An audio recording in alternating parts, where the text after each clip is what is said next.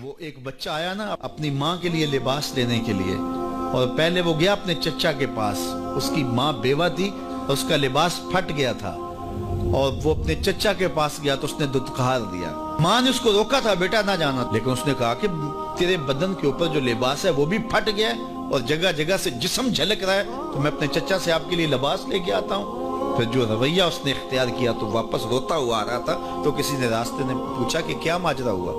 اس نے کہا چچا کے پاس گیا تھا ماں کے لیے لباس لینے، اس نے تو لا کے بھیج دیا. اللہ اکبر. تو اس نے کہا کہ جا سین حرم میں محمد نام کا ایک شخص بیٹھا ہوا ہے، اگر تو اپنا دکھڑا اس کے سامنے پیش کرے تو وہ امید ہے تمہیں رد نہیں کریں گے، لیکن سن لے ان کا دین کوئی اور ہے. اللہ اکبر. اپنے ماں کے پاس آیا تو ماں کو کہا کہ چچا نے تو لا کے بھیج دیا، لیکن آپ کی حالت مجھ سے دیکھی نہیں جا رہی. بچہ ابھی شعور کی منزلوں میں قدم رکھ رہا تھا، پہلے بہت چھوٹا تھا، اب اس کے اندر ایک جذبات تھے بچے کے اندر. تو ماں نے کہا کہ بیٹا نہیں، ان کے پاس نہیں جانا، سنا ہے کہ جو ان سے ملے دین دھرم چھین لیتے ہیں اس کا. اللہ اکبر. تو حضور علیہ السلام کے پاس جانے سے ماں روکنے لگی، لیکن بچے نے کہا کہ امی میں پکا رہوں گا، بتوں کا وفادار رہوں گا، تم اس ٹینشن کو، اس پریشانی کو چھوڑ دو. اور حضور کی خدمت میں حاضر ہوا. حضور صحن حرم میں چادر اوڑے بیٹھے ہوئے تھے، اور جا کے کہنے لگا میں پہلے بات آپ سے کر لیتا ہوں، آپ کا دین میں نے قبول نہیں کرنا. حضور مسکرا کے بولے بیٹا بتاؤ کس لیے آئے ہو؟ کہا میری ماں بے لباس ہے، میں آپ سے لباس لینے آیا. حضور نے چادر رحمت اتار کے اس کے کندھوں پہ ڈال دیا. اللہ اکبر. وہ واپس آ گیا اور ماں پر حضور کی چادر اڑائی. اللہ اکبر. اور ماں نے کہا کہ بیٹے اس نے اپنا دین تو نہیں تجھے دیا؟ کہا نہ، میں نے پہلے کہہ دیا تھا تیرے دین نہیں مانوں گا. ماں کہنے لگی پتر اس کا دین ماننا چاہیے، یہ جس نے رحمت کی چادر ہمارے سر پہ تار دی. اللہ اکبر. تیری تک کے ادامہ میں مرید ہو گئے. اس بوڑھی عورت کا قصہ بھی آپ نہیں بھول سکتے، جو گھر کا سامان باندھ کے اپنے دروازے پہ بیٹھی ہوئی تھی، اور اس نے سنا تھا مکے میں ایک جادوگر آیا ہے جسے ملتا ہے اس کا دین چھین لیتا ہے. کہیں ایسا نہ ہو کہ کہیں اس سے ملاقات ہو جائے اور وہ دین ہی میرا چھین لے، مجھے شہر چھوڑ دینا چاہیے. گھر کے تھڑے کے اوپر سامان باندھ کے بیٹھی ہے. حضور بھی گزرے، اس نے دیکھا تو کہا بھتیجے یہ سامان میرے سر پہ رکھ دے.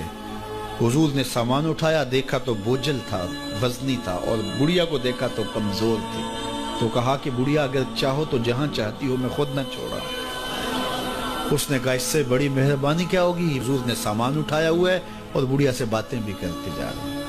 تو بڑھیا کو کہا کیوں جا رہی ہے؟ اس نے کہا کہ سنا ہے یہاں ایک جادوگر ہے جو لوگوں کا دھرم لوٹ لیتا ہے، لوگوں کا دین لوٹ لیتا ہے. میں نے ساری زندگی بتوں سے وفا کی، میرے آباء و اجداد نے بتوں سے وفا کی ہے، میں چاہتی ہوں دین اجداد ہاتھ سے چھوٹ نہ جائے، آخر اس شہر میں رہتی ہوں کہیں مل نہ جائے. خیر حضور نے کچھ نہیں کہا، اس کا سامان نہیں پھینک دیا کہ ٹھیک ہے تم پھر جاؤ. سامان اس کا اٹھایا اور جہاں تک اس نے جانا تھا سامان پہنچایا. سامان سپرد کر کے واپس پلٹنے لگے. تو اس نے کہا بچے اپنا نام تو بتا دے، لوگ کہیں گے کہ مکہ چھوڑ آئی ہو تو بتاؤں گی ایک جادوگر کے دکھ سے چھوڑ آئی ہوں. تو وہ کتنا برا بھلا کہیں گے شہر مکہ کو کہ جس مکہ سے لوگ نقل مکانی کرنے پہ مجبور ہو گئے. تو میں انہیں یہ بھی بتاؤں گی کہ جس مکے میں جادوگر رہتا ہے اتنا اچھا نوجوان بھی رہتا ہے. تو تیرا نام لیا کروں گی، تیرے قصیدے پڑھا کروں گی. تو حضور علیہ السلام مسکرا پڑے. کہا بڑھیا جس جادوگر سے بھاگ کے آئی ہے وہ تیرے سامنے کھڑا. اس نے کہا سچ سے آپ ہی محمد ہیں؟ حضور نے فرمایا نام میرا یہی ہے. تو اس نے کہا پھر آپ کا جادو میرے پہ چل گیا ہے. اللہ اکبر. تیری تک کے ادامہ میں مرید ہو گئے. لوگوں کی خدمت کریں، بوڑھوں کے کام آئیں، دکھیوں کے کام آئیں، مصیبت زدہ کے کام آئیں. حضور یتیم ہو کے یتیم پرور تھے، لاچاروں کی مدد کرتے، لوگوں کے گھروں میں پانی بھر کے دے دیتے، اور دکھیوں کے کام آ جاتے اور مصیبت زدوں کے کام آ جاتے. تو حضور سے پیار کرنے والوں، امت میں آپس میں حسد نہ پھیلاؤ، بغض نہ کرو، نفرتوں کے پہاڑ کھڑے نہ کرو، ایک دوسرے سے پیار کرو، جڑو، امت وحدہ بنے، اور اپنے ماحول کو، اپنی معاشرت کو ایک خوبصورت معاشرت کا رنگ دو، اور اپنی زندگی کو حضور کے نام کر دو.